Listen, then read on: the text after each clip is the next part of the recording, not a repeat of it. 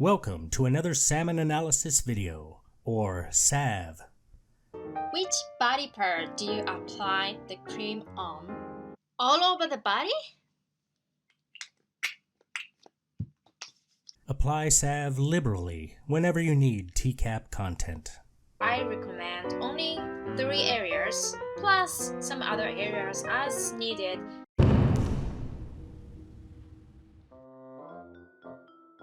Hello everybody, this is Baked Salmon. Today we're going to talk about Kenneth "One in the Stink" Brinkman. Decoy here was working in the audit department of a major oil company when he decided to chuck that all away so he could get with a child. A 14-year-old boy named Rocky specifically. Kenneth gets the shock of his life when the boy turns out to be Dell, whose toe is likely gangrenous at this point thanks to years of trying to punt banisters, and Holy Fornicatus Interruptus. Chris Hansen is there to burst the proverbial balloon. Let's have a look, shall we?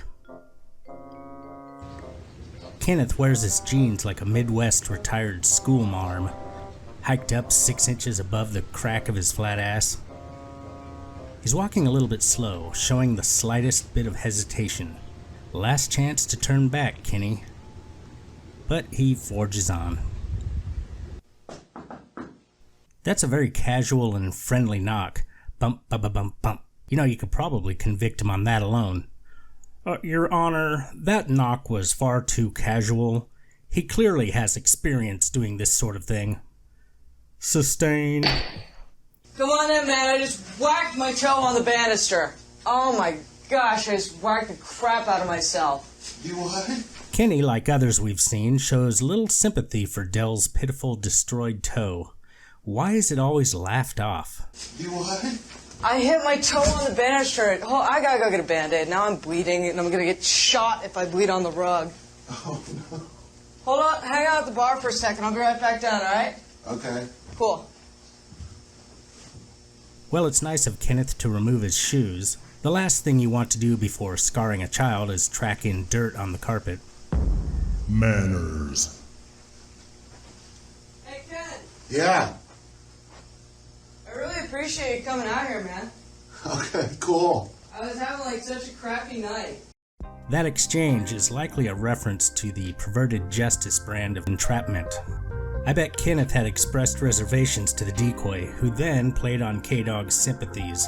Oh, I'm so lonely and sad, and I'm a young gay boy in the closet who doesn't have anyone to talk to about my feelings. You see, because most of these guys didn't mind having filthy adult conversations in chat and on the phone, but would balk at the prospect of actually meeting in person. If they initially agreed to come but then had second thoughts, perverted justice would pull out all the stops. They would call the guys and sulk and whine and pout and plead for the pervs to show up because, well, if they didn't, well, they're just big meanies. It apparently was a good tactic, and I would not be surprised if most of the guys busted had given in to this approach. This is textbook entrapment. It's not legal for police to do this. In most of these cases, laws have already been broken due to the content of the discussions, certainly if Mr. Penis has made an appearance, right? So there was really no reason for the men to be enticed to make the journey. Just send a cop to their house, cuff them up, and confiscate that computer. But this was NBC's project. To Catch a Predator was a TV program. The draw was seeing these guys enter the home. After the first couple episodes, perverted justice was actually on the payroll. It was in their best interest to do whatever they could to get the Rutherfords, the Kennellys, the tall dreamy Docs on site and in front of those cameras. It's hard not to give perverted justice a pass considering who we are talking about and the crime that these men were apparently willing to commit. However, in the broad picture of crime and the role that police have in preventing it, we are all better off when entrapment is off limits to police. Let's consider entrapment for a moment. Entrapment is when a police agent induces a person to commit a crime that the person would have otherwise been unlikely or unwilling to commit. So how does this relate? Well, in the case of James Rutherford, he states that he had changed his mind, but the girl called and whined until he agreed to come. It doesn't excuse him for showing up, But if it's an accurate description of what occurred, it was entrapment. Todd West stated that he turned back and was headed home when he received a call pleading for him to just come over like he said he would. Giving him the benefit of the doubt, he would not have stepped foot in the door if perverted justice had not called him. Well, who cares? What difference does it make, right? It may make a significant difference if the punishment goes from 6 months for enticement to 6 years for attempted rape. I'm not supporting these guys, so stop that. Instead, I'm pointing out the shaky methods that perverted justice used in an effort to bust these chomos. It can be argued that they did some of these jagoffs a favor, because there were district attorneys who said, "I am not trying these cases because this reeks of civil rights violations." So, actually there's a chance that perverted justice helped some of these guys escape justice due to their underhanded efforts to please their employer, NBC. The money became more important than capturing weirdos. Stuff that into your TCAP blunt and smoke it. I'm sorry, you got all weirded out when you saw me the first time. Oh, it wasn't I got weirded out. I thought I couldn't see the address. I mean, I seen it on the mailbox. Yeah, it's totally weirded out, isn't it? At this point, I'm getting weirded out. Anyway, sorry. I found the Band-Aid. I'll be right back down. I just have to wipe it off or else I'm gonna get an infection. Have you ever got one of those ingrown toenails? Yeah. I got one once and it hurt so freaking bad. Did you see that? I think Kenneth was just sort of glancing around the pad when he was so caught off guard by seeing Hansen, he about toppled over. Klutzy. How are you, sir? Okay. Why don't you do me a favor and have a seat on the stool right on the other side of the bar? Check out Hansen. What is he, 6'3"? Dressed in all black like a lanky Johnny Cash? What a menacing figure he is. Like a harbinger of doom. A priest of the black arts. The unholy specter of death. Sorry, he looks scary. Get yourself all comfortable? Or? Sure. What's going on? Epic pose by Hansen that we see time and time again. The lazy tripod. 1, 2, 3. That would put the fear of God into you staring up at him. The Crimson King. Walter. You know what I'm talking about, Lorne Identity. Nah, I'm just messing with you. Not much. Why are you here? Came to meet this gentleman. This gentleman? Mm-hmm. And how old is the gentleman you came here to meet? He told me that he was 15, I believe. 15? Do you want to try again? Okay. That's what I remember. How about 14? How old are you? 43. 43. And you came here to meet a teenage boy. Why? Time out. Kenny, your life hangs in the balance here. When asked why you came to meet the boy, you better not start with, Show us some self-preservation. I told him I was coming to meet and talk. Just to meet and talk? Mm-hmm. Not good enough, Kenneth. You know what I always say about the first predators who were busted early on? If you watch those first 2 episodes, those creepers were skilled at predation, right down to the stories that they had ready to tell. So you were obviously suspicious in the beginning. Of course I am. I'm always suspicious. Always? Do you do this a lot? No, this is the first time I've actually did show up to see what was going on. And you expect me to believe that? Yes, I do. So this is just a game to you? Yes, it's a just game. But Kenneth, just came to talk? Pathetic.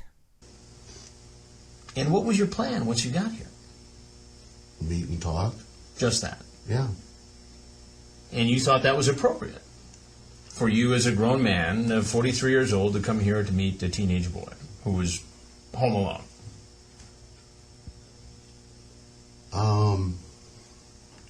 I had my reservations. Your reservations? We're totally booked. Really? That's great. No, I said we are totally booked. 2 at 9? Perfect. See you then. But he asked me to. So that made it okay? I didn't see any harm in just chatting with him, no. Just chatting. Mm-hmm. Well, I see nothing wrong with cuddling and caressing. Now, do you have nieces and nephews? Oh, yeah. All the way up to 22 or 23. Actually, I think Dustin may be 24. Yeah. Now, I would really appreciate you not mentioning my name, Uncle Ken. Now, would you be comfortable if a grown man came into a home where one of your nephews was alone? Would that be okay with you? Okay, we all know that he's gonna frick this up. If he starts with anything but no... Well, I guess it would depend on what their intentions were. Can we just get the cops in here now?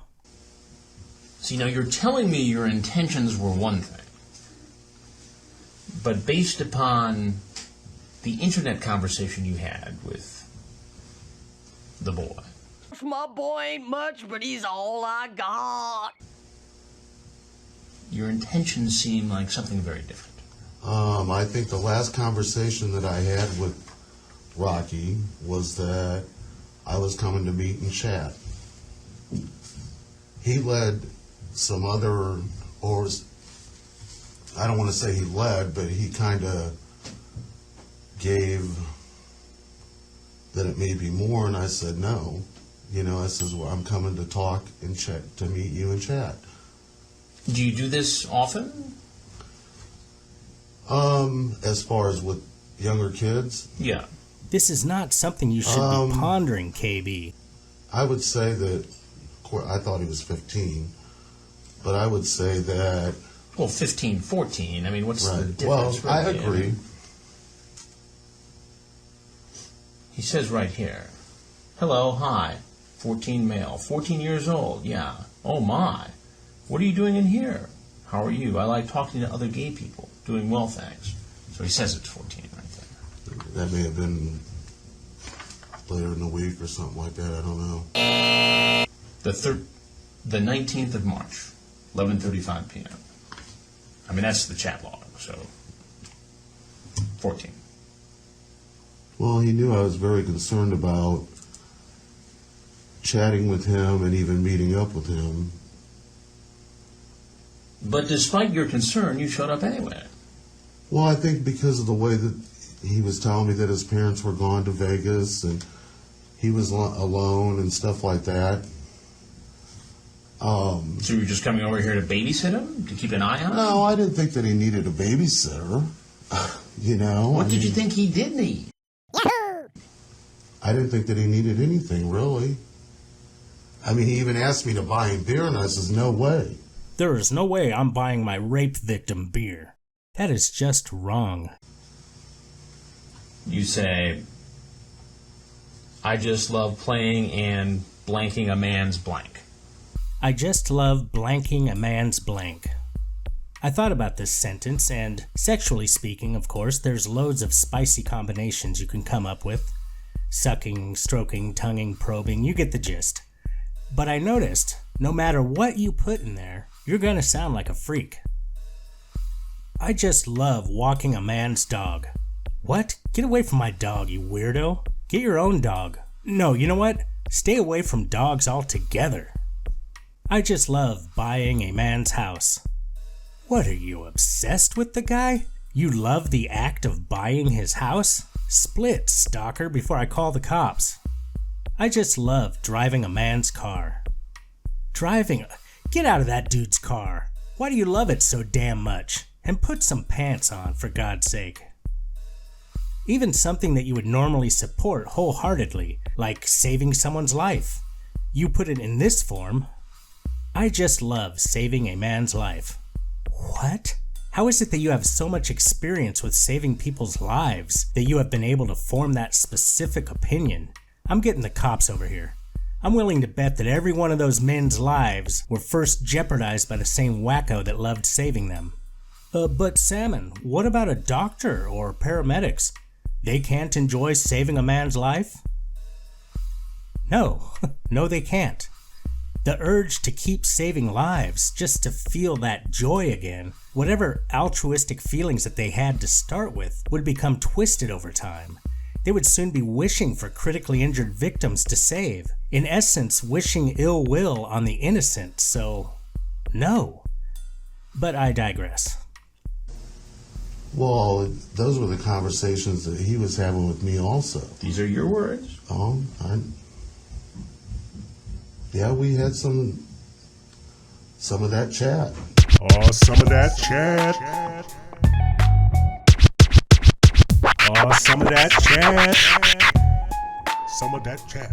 But if you go back and look at our last conversation today, or tonight, there was some conversation about beer, and I says, no, I won't do that. Yeah, Chris, go hunt your witches elsewhere. Kenneth is a saint. Here you say, I have to ask this. Are you a cop?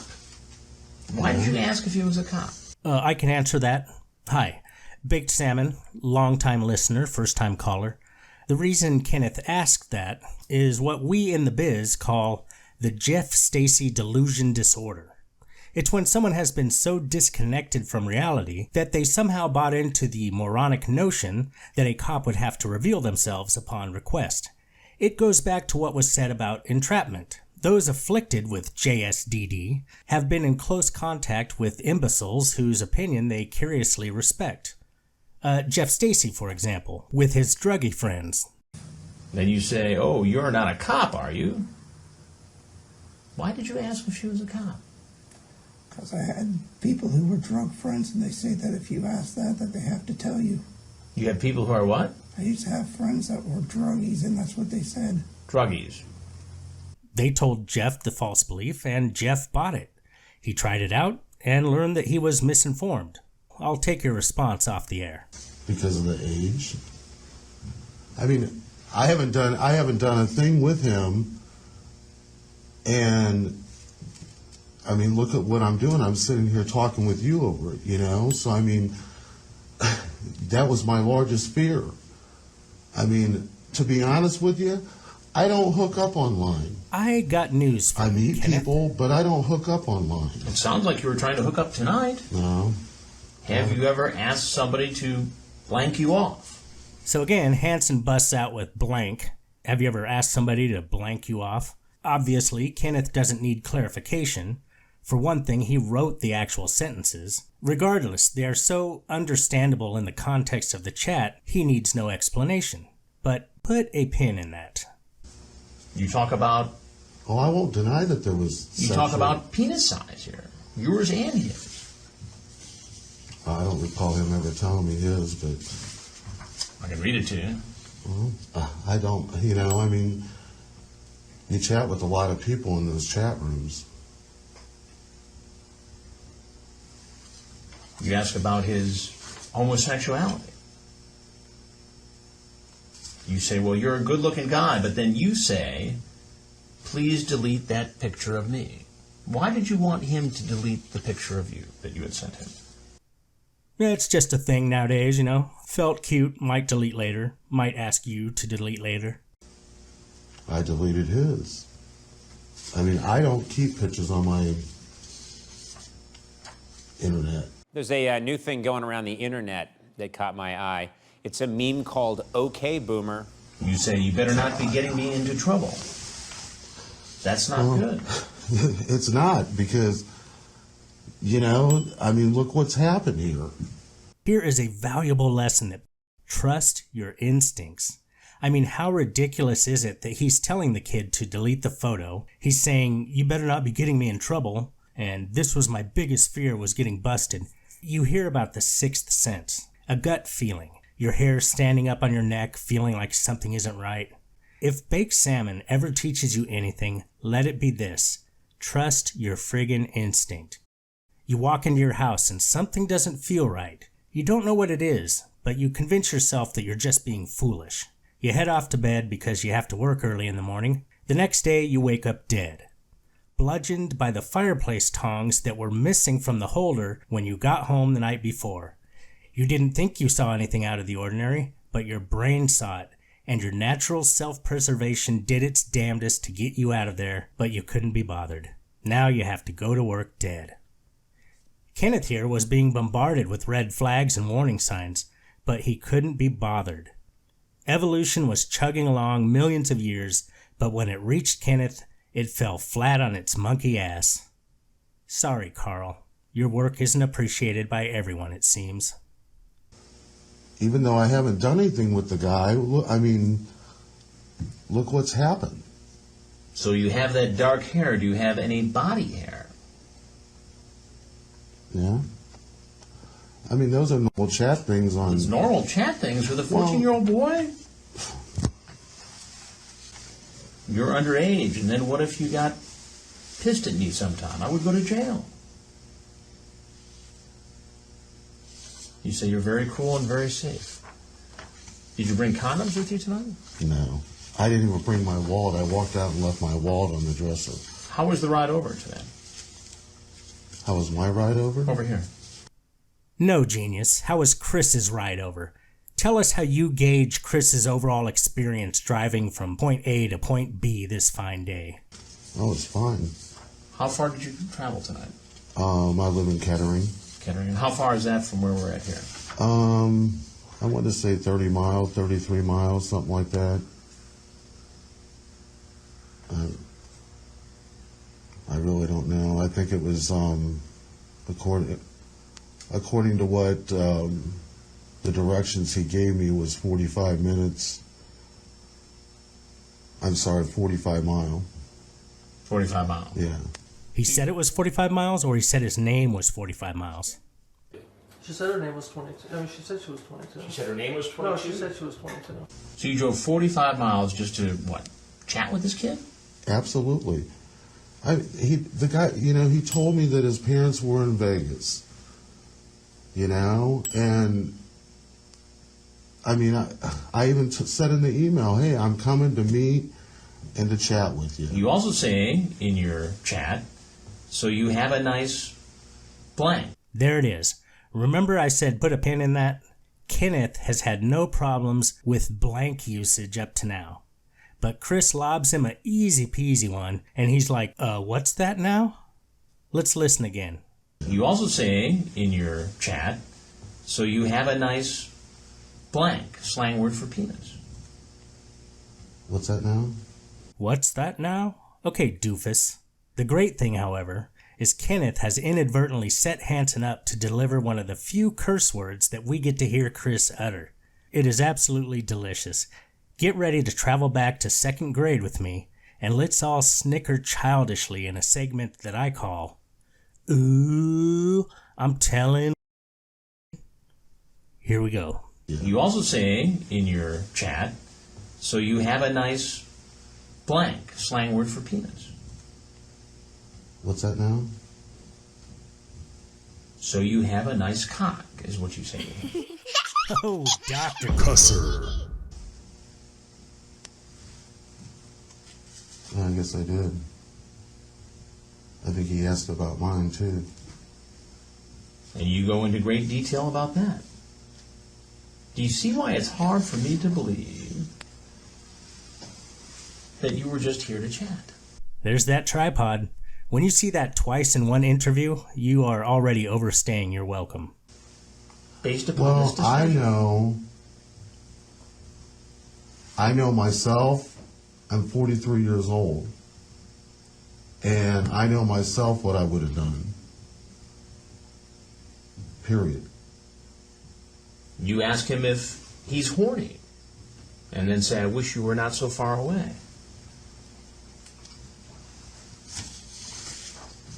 What conclusion can I draw from this? Well, I totally understand. What do you do for a living? I manage an audit department for a major oil company for 25 years. It's a big job. Absolutely. I'm fucking scared to death.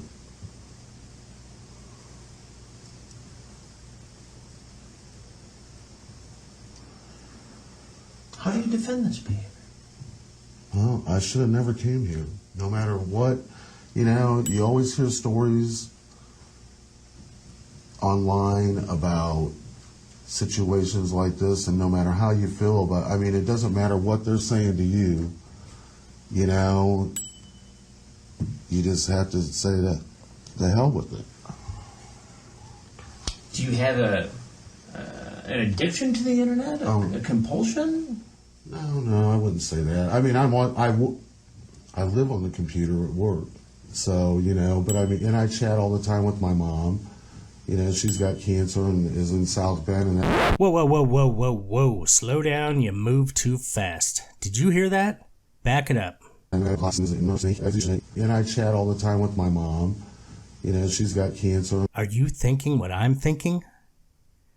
I've never done really anything. I've done a little bit of the water sports. He uses the screen name Twink Toilet, which apparently hints at what he had in mind for the boy. You said that you love to be used by young boys. Is that true? Is that what you said? Yes. Okay. And if you read down further in the line, it's fantasy. But explain to me what that means to be used by young boys. Used, humiliated, I don't know. And then you say love dirty boys, B-O-I-S, who love getting freaky. Now, what does that last part mean? Again, fantasy takes over reality. I cannot believe I did this. Why not? My best friend's mom is dying of cancer. That's not a real excuse for it, but... Okay, guys, just real quick, I was checking up on the latest subscriptions to my channel, and I just had to share with you what I feel, could possibly be the greatest YouTube channel name of all time, ladies and gentlemen. Here it is. I'm going to give him his own page. Twink Toilet's best friend's mom's cancer. Oh my gosh, I hope this guy starts posting material because that name is just freaking baller, man. We found him! Chris doesn't ask, but we figured it out. We know who your best friend is. So, but I mean, and I chat all the time with my mom. She's got cancer and is in South Bend, and we communicate all the time, through the internet. And, and I have friends that I talk with online, but I mean, this was the first time I've ever chatted with someone at this age, I mean, aren't there enough 21-year-olds and over to chat with? Well, actually... Chris, the wingman over here, encouraging the 43-year-old to go out with 21-year-olds. Well, boys help boys, I guess. I mean, most guys that talk to me are in that age, 25, 26 years old. Well, nobody cares about that. Well, I know. Those are adults. But, well, you're right. I mean, what people get upset about, what the law has an issue with, is 14, 13, 12-year-old kid. Well, I know. And that was... I mean, what goes on between adults is nobody's business but the adults. Absolutely. But when it gets down to this, can you see why somebody would have an issue? Oh, yeah. But I can tell you right now, I mean, nothing sexually would ever happen with me and this kid. All right, it's close to the end here, but let me tell you folks, there's one thing about analyzing this shit, well, the way I do it anyways. I got the headphones on, I have the split screen with the video on one half and a Word document on the other. I'm playing and pausing and playing and pausing while typing in timestamps and observations. Plus I have a notebook open, which I'm writing down the art that I'm going to need to collect and the video clips. It's an involved process, and one that I get absorbed in, to the chagrin of anyone who cares about me. I am nigh unreachable when I am in the thick of it. Understanding that, as you can imagine, I am really listening to everything that's being said, and I can hear all the ambient sounds, the breathing, alright? So believe me when I say this next line from Hansen is not only the diamond of this whole interview, it is downright ear candy. Chris responds like he's trying to keep it down because his religious grandmother is in the next room. It is delightful. Here you go. That's just, I know how I am. I know, but based upon the chat, I know. It sounds like you were getting ready to have a big old night of sex with this kid. No. I don't even have sex with men my age the first time I meet them. I mean, call me old-fashioned, but Kenneth here is quite familiar with the sound of 2 ice cubes clacking together when his date walks away after shaking his hand on the porch. Period. Well, if you had to sum it up, how did you end up here tonight? Because he asked me to come. I know, but because a 14-year-old asks you to do something doesn't mean you do it. Well, and you're right in the sense that it's a dangerous thing. In his shoes, I know what I'm like, and I know that, I'm good at conversation, I'm good company. I'm not talking sex or anything like that. You were planning to go conversation deep in his good company, and you know it. You were talking sex in the... Oh, we both were. I know, but there's a difference. You're 43 years old, and he's right. You're 14. Right. You're right. So, I understand. Do you know that it's illegal to solicit somebody this age over the internet for sex? I didn't think that I was. We didn't agree to sex. We did not agree to sex at all. Sexually charged conversation, certainly. You know what you said. I read you the quotes. What do you think should happen to you tonight?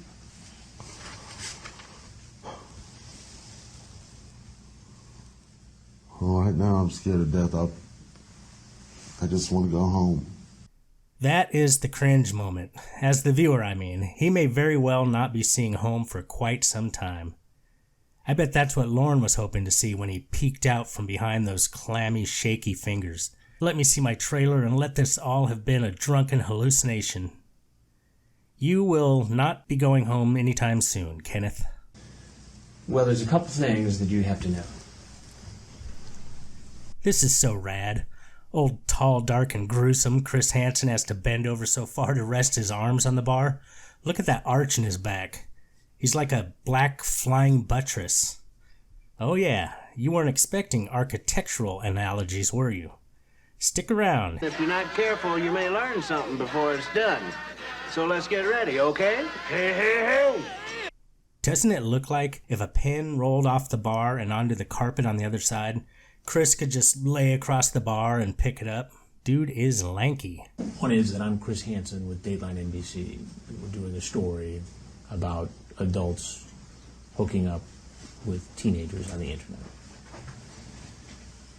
If you have anything else you'd like to say, we'd like to hear it. If not, you're obviously free to go. So this is going to be on TV? We don't know. We're working on a story. No decisions have been made as to what is or is not going to be in it. This may very well be featured on a baked salmon analysis video 12, 13, 14 years down the road. We really can't say at this early stage. We're just in the early stages of this story. That's just as bad as getting arrested, you know?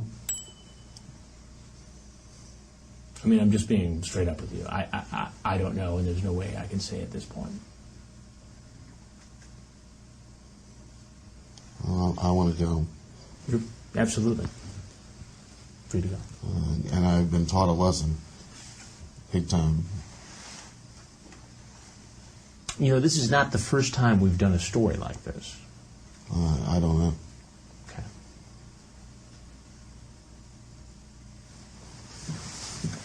And the walk of shame. Don't forget your jacket. How much do you think he regrets taking those shoes off now? It just adds 12 more seconds to the humiliation.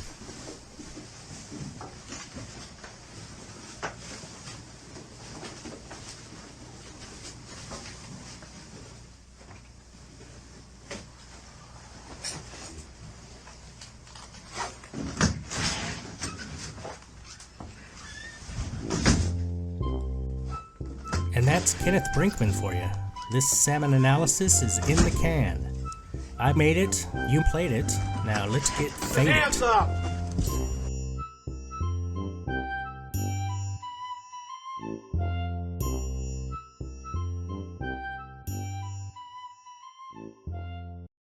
As always, I want to thank my usual suspects, the patrons. We are growing by leaps and bounds, and I am so grateful.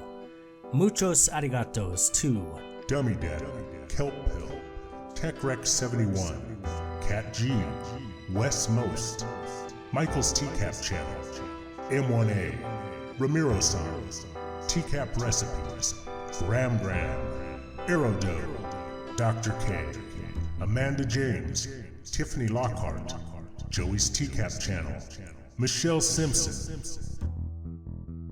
Graham again, wait, what? Uriel Gray, Moody Booty, The Lorne Identity, Nathan Ramon, Rhoda's Chewed Tootsie. I just found out the origin of your name, lol. I'm just being honest, and the always clean with no caffeine, Gooey Hoo. You people rock. I'll see you in the Discord. And to all of you who subscribe to my channel, who watch and comment, who purchase the merch. What's that? You didn't know Salmon's got merch? Hell yeah, I got a whole closet you can rummage through over on Teespring. We even have the Lorne quote onesies for you TCAP parents that have no shame and choose humor over all else. I will link to the stuff in the description. I think that's gonna do it. I love you all. Talk to you later, bye.